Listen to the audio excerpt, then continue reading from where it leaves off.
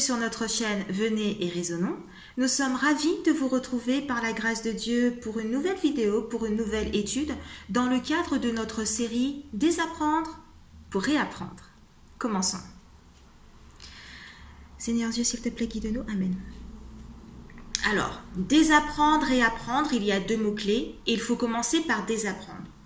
Nous avons tendance à écouter, à prendre des notes et puis à retourner vaquer à nos occupations. Le désapprentissage doit être un processus actif et non passif. Il doit être enclenché au quotidien et pas juste un jour dans la semaine. Si nous devons désapprendre, c'est parce que nous avons appris certaines choses, nous les avons intégrées, nous les avons si bien intégrées qu'elles sont maintenant nos habitudes, nos croyances, nos pratiques et même nos cultures, nos traditions, nos identités.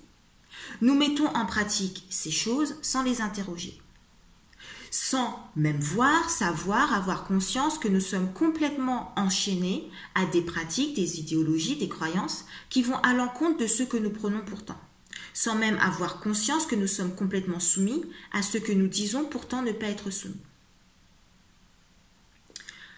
Donc, nous parlons de désapprendre. Un synonyme serait déconstruire. Déconstruire tout ce qui a été construit depuis des siècles et transmis de génération en génération. Vous comprenez donc que le travail de déconstruction ne peut pas être passif, mais actif. Un autre synonyme dans un cadre plus précis, décoloniser. La décolonisation est en effet une préoccupation de notre temps. Nous vivons dans un monde fortement impacté par le racisme, par les discriminations, par l'esclavage, par le colonialisme. Nous sommes dans une société néocoloniale. C'est important que l'on parle de cela parce que c'est dans ce climat que nous voyons que la Bible est rejetée. Dans un souci de se libérer des définitions du monde blanc, comme l'appelle James Baldwin, la Bible est rejetée pour se raccrocher à des religions qui seraient en adéquation avec nos cultures. Alors la Bible est rejetée par des personnes de toute origine, d'accord, de différentes couleurs de peau et qui mobilisent différents motifs. Mais je voudrais que l'on mette l'accent sur un motif en particulier et qui est en général mobilisé par des personnes non blanches, plus particulièrement par des personnes noires, quelle que soit la nationalité, quelle que soit la culture. Dans un souci de se libérer de ce néocolonial, de sortir de la soumission savamment inculquée, comme écrivait Césaire, beaucoup de personnes noires vont s'atteler à décoloniser, déconstruire chaque aspect de leur vie. Et on en arrive forcément à parler de la vie spirituelle, à interroger, questionner notre vie spirituelle. Et c'est là que nous assistons à un rejet de la Bible. Encore une fois, il y a différents motifs. Mais le motif sur lequel nous allons nous concentrer ici, dans cette vidéo, aujourd'hui, est rejeter la Bible parce qu'elle serait le livre de la religion de l'homme blanc. Je répète, rejeter la Bible parce qu'elle serait le livre de la religion de l'homme blanc. C'est l'argument mobilisé. Et cet argument doit attirer notre attention. La Bible serait l'outil mobilisé par l'homme blanc pour imposer sa religion. L'outil mobilisé par l'homme blanc pour détruire et asservir l'homme qui n'a pas sa couleur, l'homme qui ne lui ressemble pas. La Bible est accusée d'avoir été écrite par l'homme blanc, pour asseoir la domination de l'homme blanc. Et c'est pour cela qu'elle est rejetée. Il nous faut d'emblée noter que ce qui est assez curieux, c'est que la Bible est le problème. C'est la Bible qui est devenue le problème, mais pas ce que l'homme blanc en a fait pour imposer sa religion. Parce que c'est ça le tricky point, justement. Ce qu'on oublie dans notre raisonnement, c'est que avant d'être mobilisé pour détruire et asservir, la Bible a été détournée. Il y a eu tromperie, il y a eu et il y a mensonge sur le caractère de Dieu. Souvenez-vous de notre série Dieu en procès, parce que clairement, ce n'est pas dans le caractère de Dieu, de détruire et asservir. Ce n'est pas non plus le message de la Bible d'envoyer l'homme blanc à servir comme il l'a fait en appelant ça évangélisation. Du coup, il est important de se pencher sur cette fameuse religion de l'homme blanc. De quoi parle-t-on exactement? Qu'est-ce que la religion de l'homme blanc et qu'est-ce que la Bible vient faire dans tout ça? Alors, petit disclaimer quand même avant de commencer, nous allons parler de noir, nous allons parler de blanc, nous allons parler de couleur de peau. Nous sommes dans un temps où le politiquement correct voudrait qu'on n'aborde pas certains thèmes, qu'on n'emploie pas certains termes, mais nous savons, n'est-ce pas, que le politiquement correct peut être une manière de nous faire taire, de nous empêcher de mettre des mots sur des problèmes. Parce que tant qu'on ne parle pas de problème, le problème n'existe pas. Pourtant, pour désapprendre, pour déconstruire, pour décoloniser, il nous faut parler de ce qui ne va pas. Ok? Donc, la religion de l'homme blanc. Pas de suspense. Lorsque l'on parle de religion de l'homme blanc, il s'agit du catholicisme romain, de l'Église catholique. À ne pas confondre avec le christianisme. Le frère Samuel nous avait bien montré cette confusion il y a quelques semaines lorsqu'on parlait des connexions mystiques entre islam et catholicisme. Entre islam et catholicisme et pas entre islam et christianisme. Les catholiques sont chrétiens, mais tous les chrétiens ne sont pas catholiques. Et ce qui est catholique n'est pas forcément biblique. C'est même très certainement aux antipodes de ce qui est écrit dans la Bible. L'Église catholique, c'est ce système politico-religieux à propos duquel nous appelons à une grande prise de conscience et vigilance dans plusieurs de nos vidéos.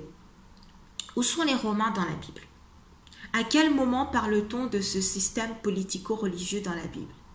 Nous avons étudié le livre de David. Avec le panorama prophétique, nous mobilisons les révélations.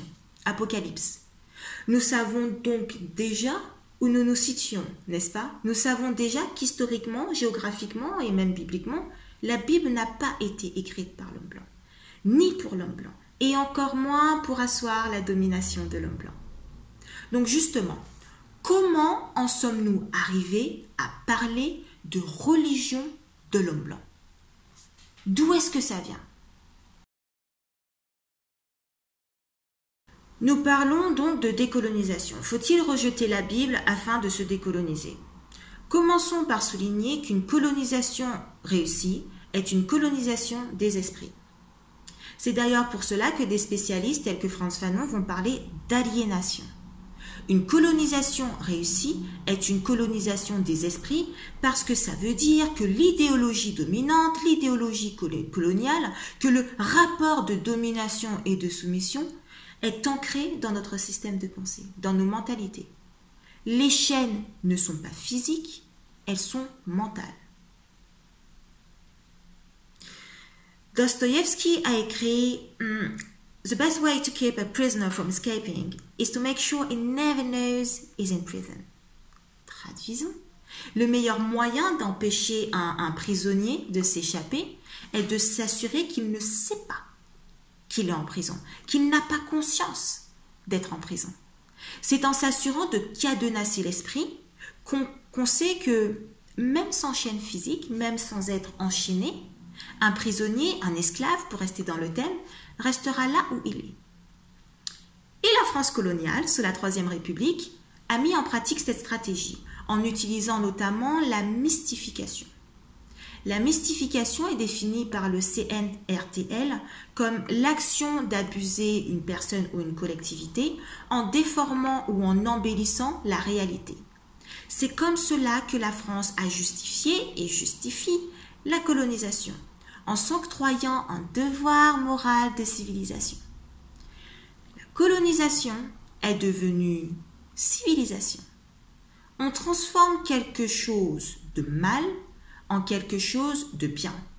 D'abord dans le langage, mais on voit que nos définitions, nos perceptions sont modifiées. Notre capacité à définir ce qui est mal est modifiée. Et nous voyons à quel point c'est ancré, puisque à l'heure actuelle, des personnes noires vont dire que, mine de rien, l'esclavage a eu du bon.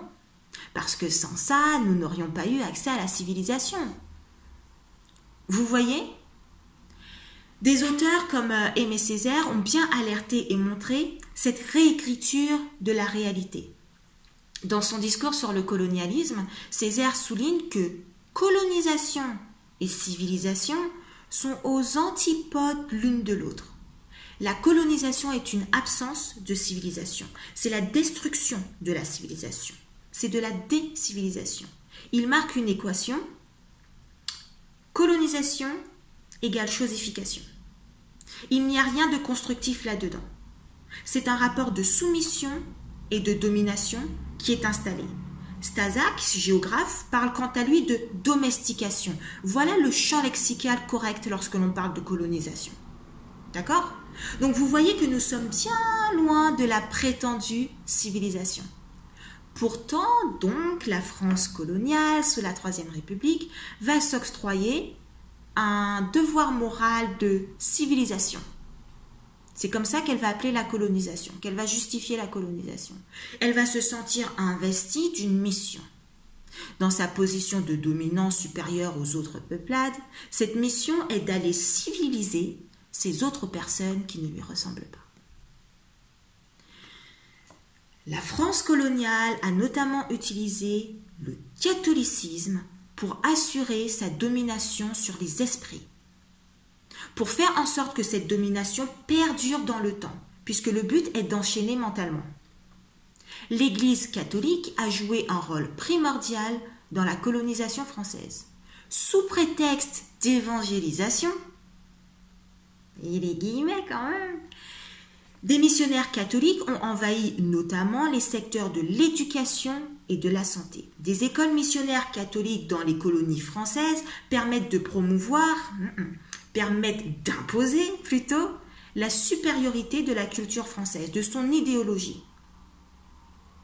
Il est question de propager la foi en mobilisant toute la rhétorique de la civilisation. Colonisateurs et missionnaires catholiques marchaient main dans la main. L'évangélisation des Noirs d'Afrique était la mission de congrégation catholique jusque dans les années 1930, officielle. Cette évangélisation a organisé une certaine idéologie, mis en place certaines pratiques et aussi certaines croyances sur le principe de l'assujettissement, de la soumission.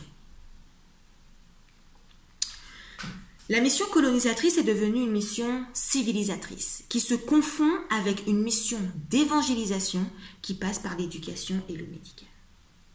La mission colonisatrice est devenue une mission civilisatrice qui se confond avec une mission d'évangélisation qui passe par l'éducation et le médical.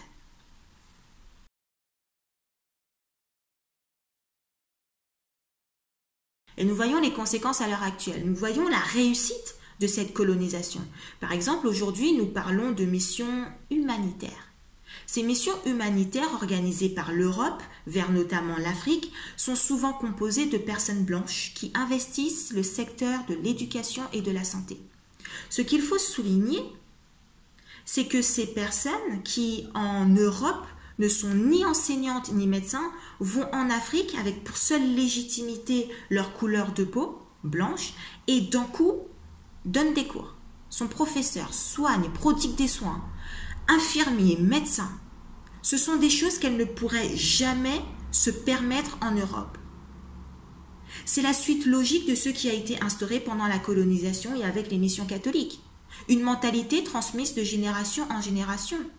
Donc c'est pour ça que nous parlons à l'heure actuelle de white saviorism, du complexe du sauveur blanc. Il nous a été inculqué que les personnes blanches, parce qu'elles sont blanches, sont supérieures. Et donc qu'elles ont un devoir moral de civilisation. Je parlais il y a quelques mois avec une jeune fille en France, une noire, qui souhaitait faire du volontariat dans un pays d'Afrique. Et elle a contacté un organisme et le directeur de cet organisme, un noir, lui a clairement dit que ça allait être difficile parce qu'il privilégiait des personnes blanches. Dans nos représentations, dans notre imaginaire, c'est le blanc qui vient aider. C'est plus acceptable d'avoir un blanc qui vient faire de l'humanitaire qu'un autre noir. Vous voyez jusqu'où ça va? Dans notre imaginaire, c'est le blanc qui vient aider. C'est lui qui vient sauver.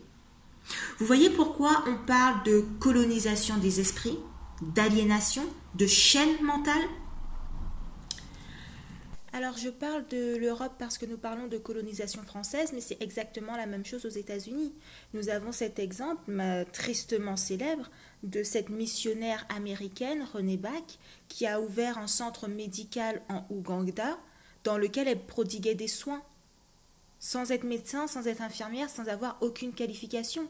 Il est reporté qu'au moins 105 enfants sont morts dans ce centre. Ok ? Alors, cette posture du sauveur blanc aux Antilles, c'est la figure du papa blanc. Le papa blanc, c'est l'homme blanc paternaliste, amoureux de ces personnes exotiques, n'est-ce pas, différentes, et qui apporte donc la civilisation occidentale. Pour exemple, l'ancien président français, Jacques Chirac, était une figure du papa blanc. En Guadeloupe, il n'était pas rare d'entendre parler de papa Chirac, ou même avant lui de papa de Gaulle d'ailleurs. C'est assez significatif. Papa. Cette figure du papa blanc n'est pas née du jour au lendemain. Elle a été savamment façonnée sur les plantations, pendant l'esclavage, à travers les enseignements religieux dispensés aux esclaves. Enseignements religieux catholiques. Et c'est assez drôle d'ailleurs parce que ce n'est pas drôle, il n'y a rien de drôle là-dedans. C'est plutôt curieux. C'est assez curieux parce qu'avec l'esclavage, le colonial, nous sommes dans un système de haine, de coups de fouet, d'asservissement, de déshumanisation, d'humiliation.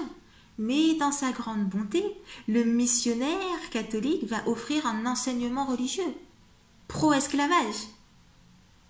Souvenez-vous, nous parlons de colonisation des esprits. On dit qu'une image vaut 1000 mots. L'une des premières choses à faire, donc, et qui a été faite, c'est de graver dans l'esprit des esclaves une couleur de la supériorité, de la domination. On représente Jésus, on représente Dieu comme un homme blanc, avec des traits dits caucasiens. Cheveux mi-longs, lisses, châtain clair ou blond, des yeux bleus, des yeux verts, des yeux gris, des yeux clairs. Le divin est blanc. Voilà l'image qu'on transmet avec cette représentation. Le divin est blanc. La supériorité divine est blanche. Il est normal donc que les représentants de Dieu sur terre, les représentants de Dieu sur terre autoproclamés, soit dit en passant, aient une couleur bien particulière.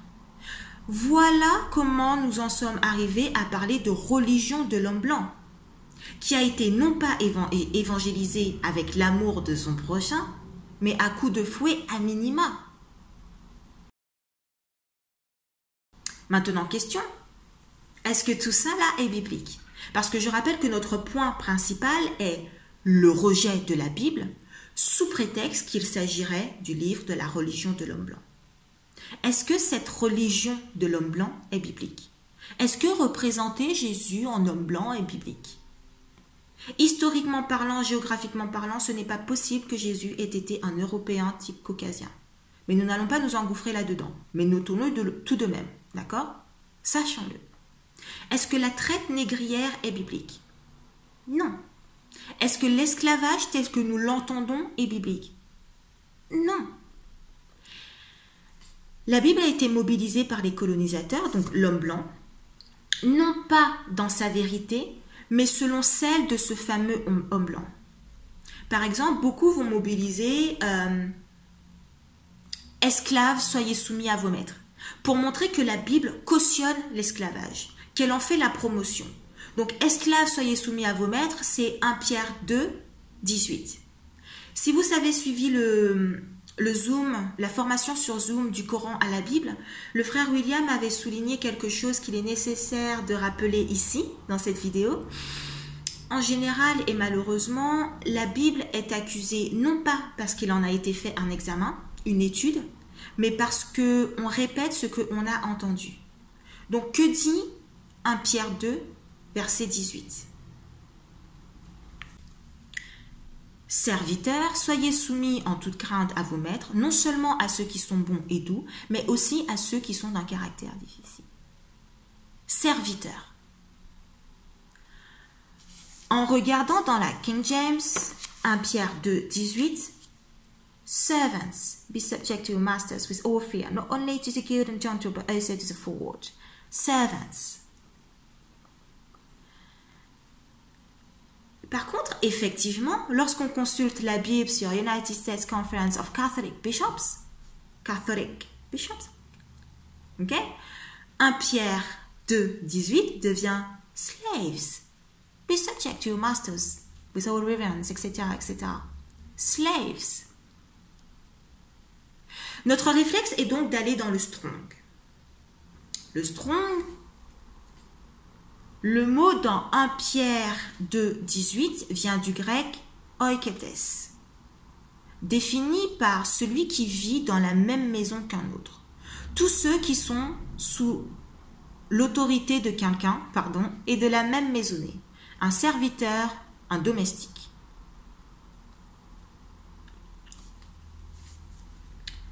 Donc certains ont traduit ce mot oiketes par slaves, esclaves. Et à partir de là, nous lui en donnons la définition qui nous arrange, celle qui convient à nos projets, n'est-ce pas? Mais ce n'est pas ce que dit la Bible. Ça ne vient pas de la Bible. Et effectivement, la Louis II et la King James ont bien traduit oiketes par serviteur et par servants. La traduction littérale de serviteur. D'accord? De plus, l'esclave dans la Bible n'a rien à voir avec l'esclave tel que nous le comprenons dans l'homme noir africain assujetti par l'homme blanc dans le cadre de la traite négrière, de l'esclavage et de la colonisation. Rien à voir. Dans la Bible, dans la Louis II, nous avons des lois concernant les esclaves. Dans Exode 21, alors le titre, ce n'est même pas loi, loi concernant les esclaves, mais c'est les lois relatives à la liberté et à la vie. Au verset 2, Exode 21, verset 2, « Si tu achètes un esclave hébreu, il servira 6 années, mais la 7e, il sortira libre sans rien payer. » Je vous invite à lire tout Exode 21, évidemment. Mais là, ce qu'on remarque déjà, c'est un esclave hébreu. On parle déjà d'esclaves hébreux. Ce qui est intéressant, c'est lorsqu'on part dans la King James,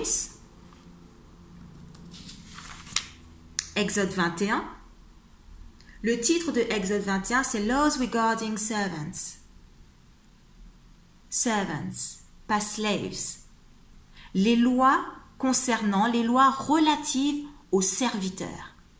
D'accord? Le verset 2. If thou buy an Hebrew servant, serviteur, pas slaves.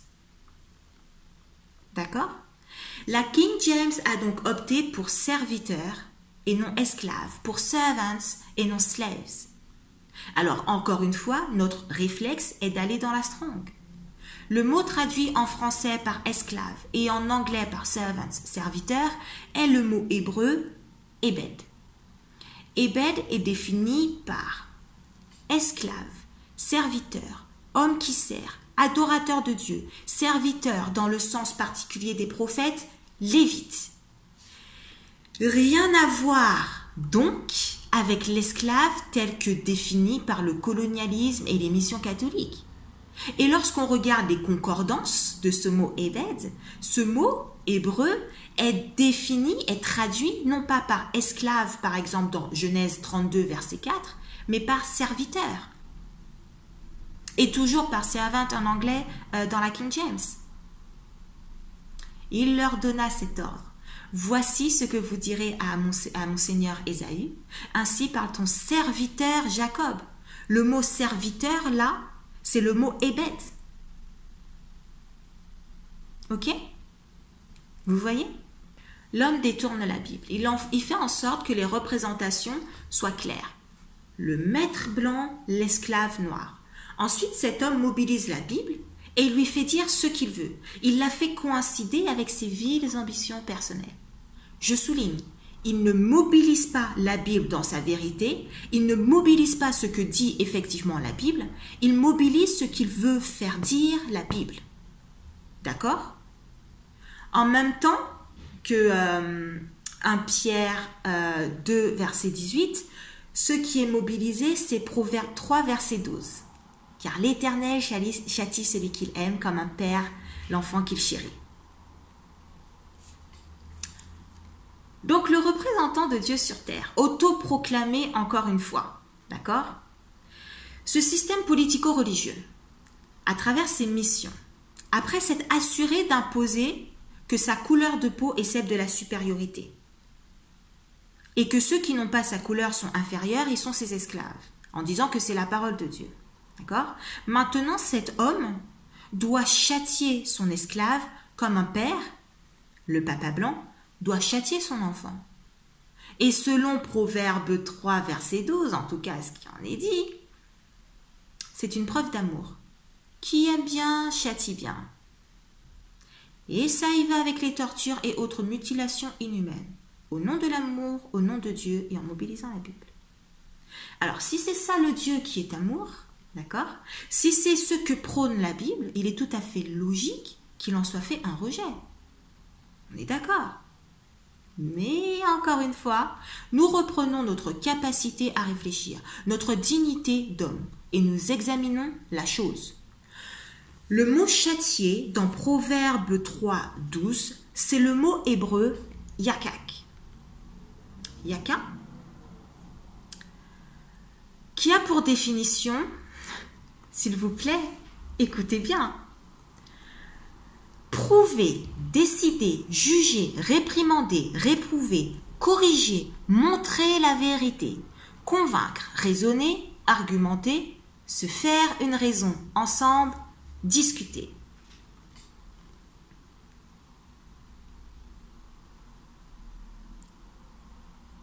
Je prends une pause dramatique, d'accord ?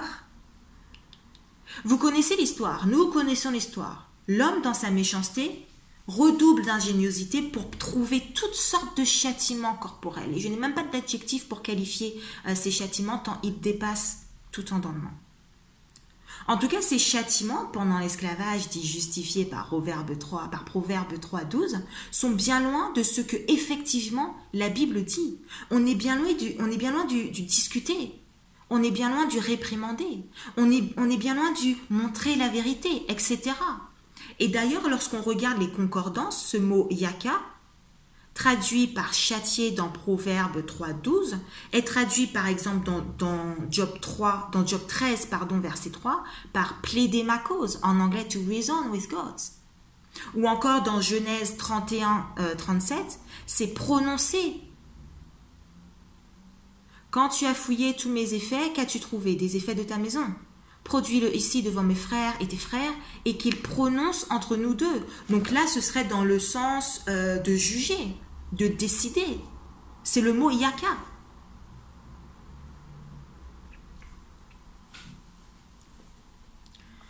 Donc dans ce souci de désapprendre, de déconstruire, de se décoloniser, il faut faire la différence. Il faut faire la différence entre ce qui vient de la Bible et ce que l'homme a fait de la Bible. Je répète, la Bible n'a pas été écrite par l'homme blanc pour l'homme blanc à la gloire de l'homme blanc. Par contre, c'est vrai, et justement là est le problème, c'est que l'homme blanc a mobilisé la Bible en y allant de ses interprétations pour enseigner qu'il est le représentant de Dieu sur terre, qu'elle a été écrite par l'homme blanc pour l'homme blanc à la gloire de l'homme blanc. Ce sont deux choses bien différentes. D'accord ?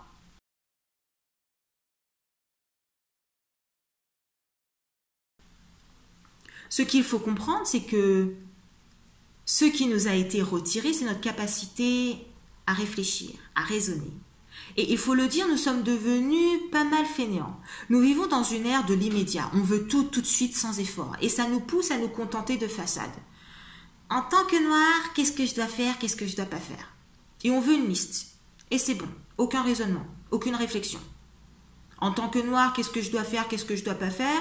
On nous dit rejeter la Bible parce que c'est la religion de l'homme blanc. Ok. Bye. Pareil, en tant que chrétien, qu'est-ce que je dois faire, qu'est-ce que je ne dois pas faire? On veut une liste. Que les éléments soient de la liste, soient bibliques ou non, on ne cherche pas plus loin. Par exemple, nous avons parlé il y a quelques semaines de la dîme. Nous avons vu que la dîme telle que définie et exigée dans beaucoup de dénominations chrétiennes n'a absolument rien de biblique. Pourtant, nous la donnons et nous la donnons au nom de Dieu. Nous devons apprendre à distinguer ce qui vient de la Bible et ce qui vient de l'homme pour satisfaire ses ambitions personnelles. Surtout, nous devons désapprendre ce que l'homme a imposé et qui est entré dans nos habitudes, dans nos cultures. Comment désapprendre? En étudiant justement la Bible. Parce que on n'étudie pas la Bible. On a des questions, on veut des réponses, point. Chercher les réponses ne nous intéresse pas. C'est pour cela que les gens font de nous ce qu'ils veulent. Les gens font de nous ce qu'ils veulent. Ils imposent leurs définitions et nous suivons. Le rejet de la Bible dans ce cadre-là, au prétexte que c'est le livre de la religion de l'homme blanc, c'est comme refuser de boire de l'eau parce que des gens ont utilisé l'eau pour nous noyer. Du coup, est-ce que ça veut dire que l'eau n'est plus vitale pour l'être humain? Donc, on ne veut pas réfléchir, on ne veut pas étudier, on rejette carrément tout ce qui a été mobilisé sans aucun examen. Comme ça, pas de problème, que des solutions. Mais est-ce que vraiment, là, c'est une solution?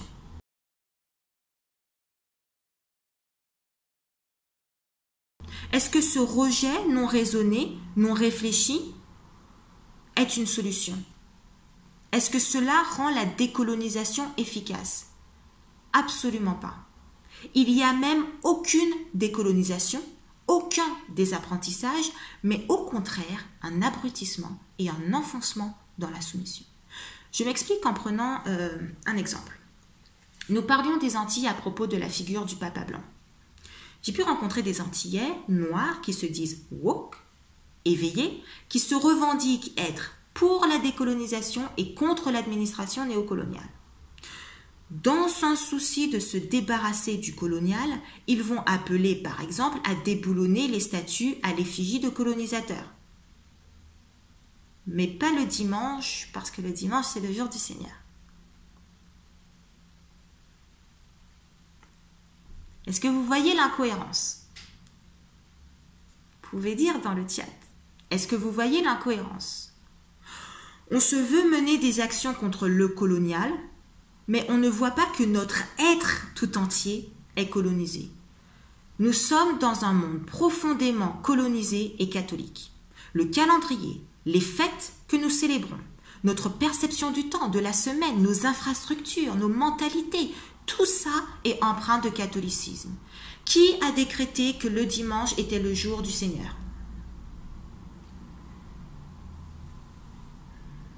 L'Église catholique. Et nous voyons dans le panorama prophétique l'enjeu de plus en plus important de cette loi du dimanche. Nous savons justement que cette loi du dimanche n'est absolument pas biblique.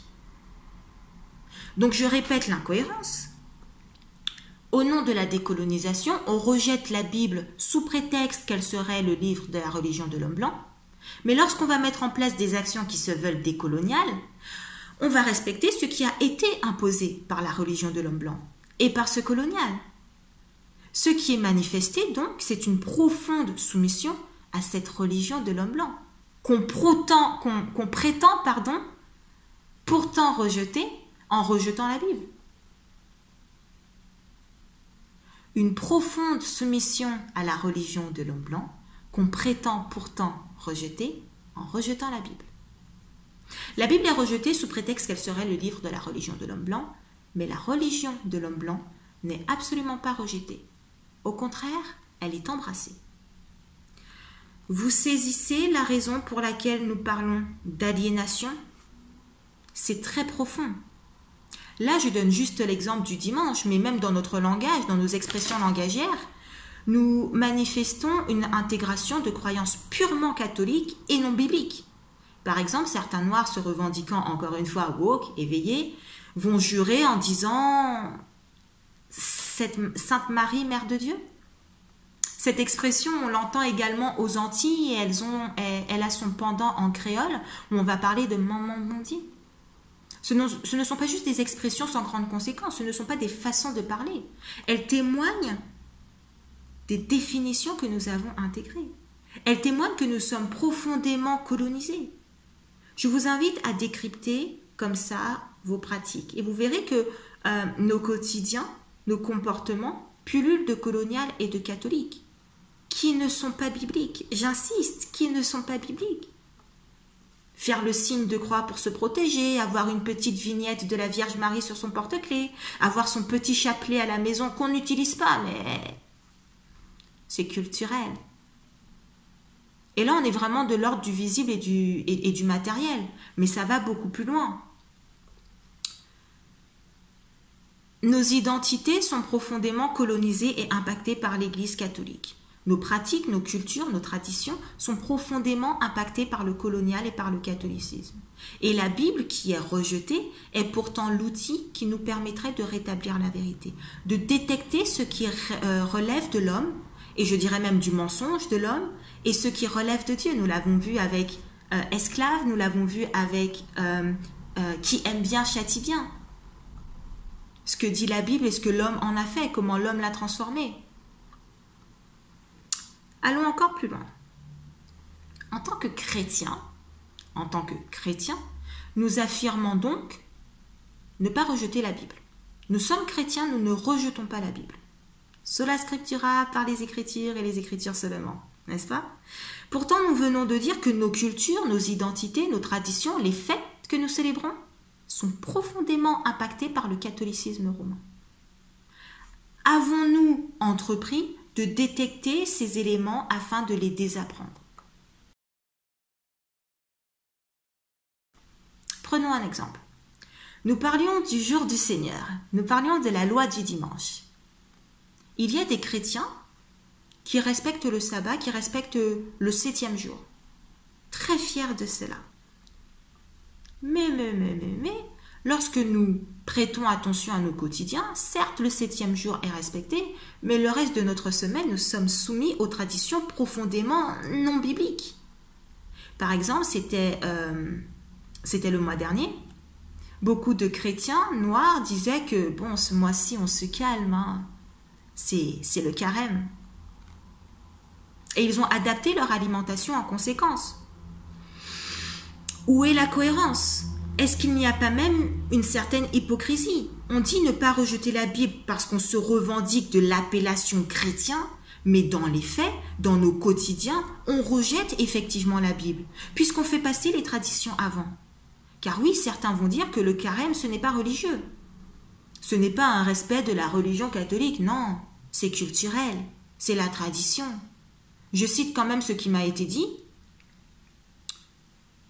Aux Antilles, le carême, même si on ne le fait pas vraiment, ça fait partie de la tradition. Oui. Et cette tradition vient de l'Église catholique, vient de ce qui est appelé du coup la religion de l'homme blanc. Et surtout, ce n'est pas biblique. Il y a aussi la Toussaint. C'est culturel d'aller par exemple au cimetière de Morne-à-l'Eau, c'est même devenu une attraction touristique. Et on va vous dire, si les métropolitains le font, c'est dommage qu'en tant que Guadeloupéens, nous ne le fassions pas. Si les touristes le font, c'est dommage qu'en tant qu'Antillais, nous ne le fassions pas. Dans certains pays d'Afrique, je pense notamment au Congo, c'est le culte l'hommage rendu aux ancêtres le jour de la Toussaint. Là encore, c'est culturel, d'accord. Mais encore une fois, ce culturel est profondément catholique. Que dit la Bible sur le culte des morts? Qu'on ne trouve chez toi personne qui fasse passer son fils ou sa fille par le feu, personne qui exerce le métier de devin, d'astrologue, d'augure, de magicien, d'enchanteur, personne qui consulte ceux qui évoquent les esprits ou disent la bonne aventure, personne qui interroge les morts.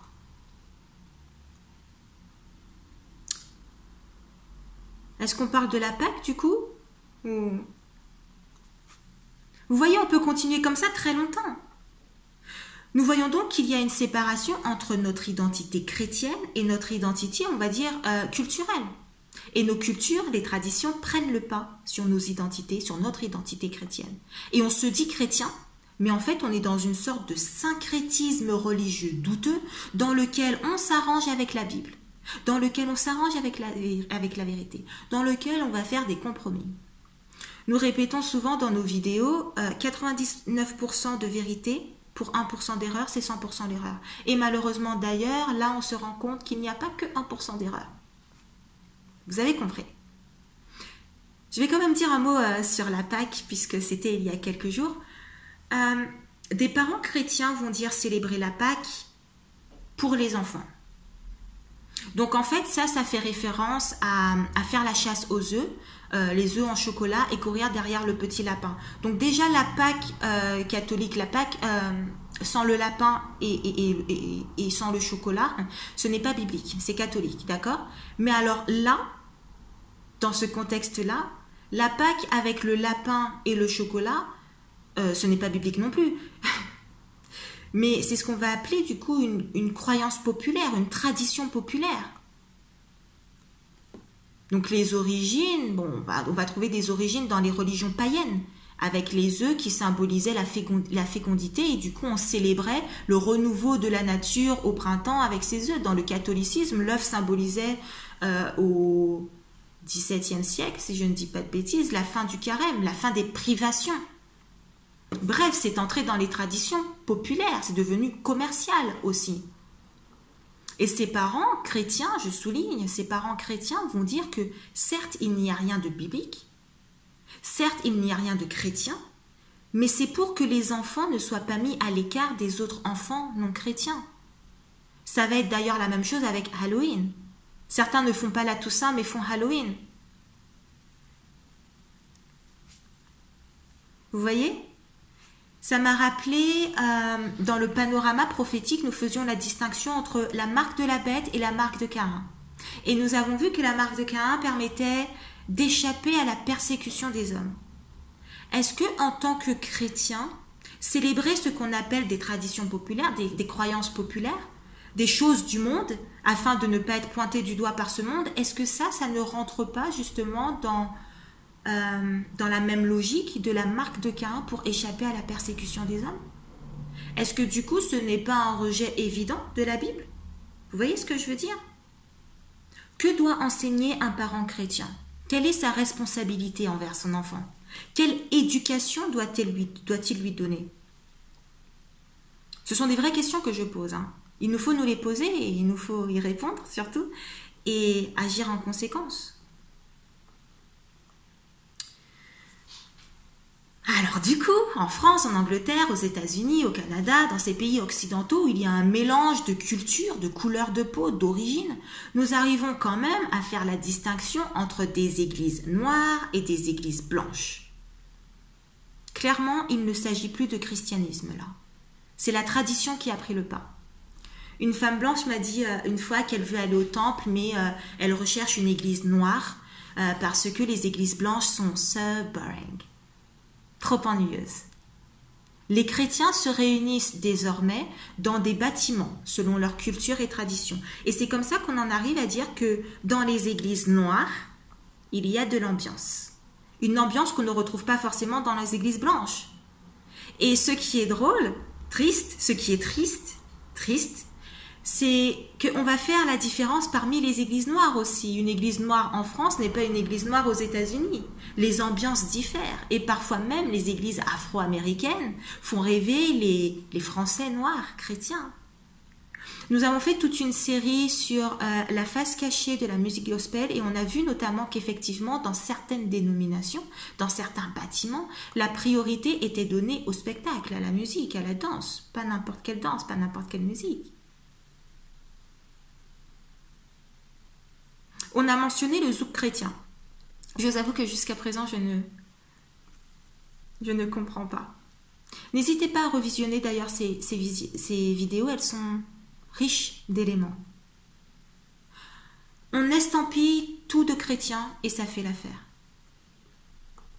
On a réduit le christianisme aux traditions du monde, aux cultures, aux pratiques qui ne sont pas bibliques, mais qui sont dites être faites au nom de Dieu.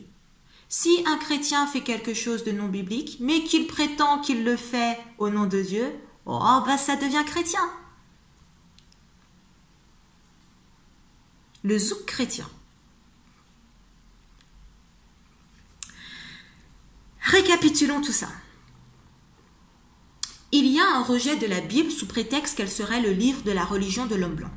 Pourtant, nous avons vu que si la Bible est rejetée, cette religion de l'homme blanc, imposée en même temps que la mission colonisatrice / civilisatrice, n'est absolument pas rejetée. Au contraire, elle est intégrée dans nos quotidiens. Nous sommes profondément soumis à elle. Ce qui fait que même ceux qui disent ne pas rejeter la Bible, les chrétiens, dans leur quotidien, en faisant passer les traditions catholiques qui colonisent nos identités, eh bien, rejettent la parole de Dieu. Dans la Bible, on ne parle pas de couleur de peau. Tout ce qui a été mobilisé pour justifier l'esclavage, la traite négrière, la colonisation et j'en passe, ne vient pas de la Bible, mais de l'homme. Il nous faut apprendre à faire la différence entre ce qui est effectivement de la Bible et ce qui vient de l'homme. Il nous faut désapprendre ce qui est imposé par l'homme et qui n'est absolument pas biblique. Et ça, on peut y arriver en étudiant la Bible. Encore une fois, l'évangélisation telle qu'elle a été faite par l'Église catholique n'a rien de biblique. Dans Matthieu 28, 19, Jésus dit « Allez, faites de toutes les nations des disciples, les baptisant au nom du Père, du Fils et du Saint-Esprit. » Donc, si on arrive à identifier une religion de l'homme blanc du fait de ses actions, de ses enseignements, de son histoire, des représentations qu'elle impose, sachons que cette religion, cette dénomination, cette église n'a absolument rien de biblique. Ça ne vient pas de Dieu. De même, parler d'église noire, d'église blanche, ça n'a aucun sens lorsqu'on se dit chrétien. Un chrétien noir est-il différent d'un chrétien blanc? Est-ce qu'il est différent d'un chrétien asiatique? Parce qu'ils ont des cultures différentes, des origines différentes? Qu'est-ce que la culture, l'origine, la nationalité, etc. viennent faire dans le christianisme? Encore une fois, il faut désapprendre tout ce qui vient de l'homme, tout ce qui a été transformé par l'homme. Et c'est la Bible notre guide. Elle est un outil formidable de désapprentissage et un outil formidable d'apprentissage. Par elle, le caractère de Dieu est révélé, ainsi que la vérité. Donc voilà le message que nous voulions partager avec vous aujourd'hui. J'espère que nous prendrons le temps de réfléchir, de vraiment réfléchir, de raisonner et d'agir en conséquence. Si vous avez des questions par rapport à ce qui a été présenté aujourd'hui, si vous avez des questions par rapport à ce qui n'a pas été présenté aujourd'hui, n'hésitez pas à nous envoyer un email à venez.et.raisonnons@gmail.com. Donnez-nous un petit coup de pouce sous cette vidéo et n'hésitez pas à la partager également. N'oubliez pas de télécharger notre application Venez Raisonnons. Par ailleurs, nous parlions du culte des morts. La fille qui n'arrête pas. Nous parlions du culte des morts par rapport à la Toussaint. Il y a un document sur le sujet dans l'application. Donc n'hésitez pas à le consulter. D'accord? Toute l'équipe de Venez Raisonnons vous remercie. Nous vous souhaitons un bon sabbat, une belle journée et nous vous disons à bientôt si Dieu le veut. Au revoir.